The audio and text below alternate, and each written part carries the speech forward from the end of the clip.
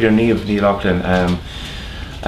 Can you ask why on the busiest trains the names above the seat for pre-booked tickets conveniently don't work? I've noticed it happening at least 5 times, and those times have been on the busiest trains, i.e. Friday evening, Dublin to Cork, Dublin to Galway. I was talking to the girl sitting next to me last Friday, and she even said it's too much of a coincidence that this always seems to happen on the booked out trains. So she's saying essentially that she turns up, she might have her pre-booked ticket, you expect your name to appear above the seat, but the displays aren't working. Well, it's certainly chaos. Not conveniently, it's inconveniently for us and for more importantly for customers. Is it on the busiest trains though? It's not that it would happen there. It does happen too much. It does happen too much that they're not operational when people board.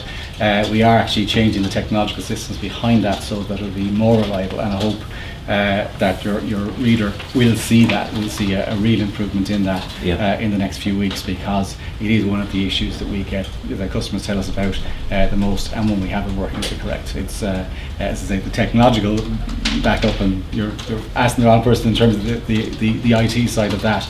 But we are changing the way that it's done, so as people, when they board the train, when the doors open, that information will be up on the screen. Okay, now a good few questions.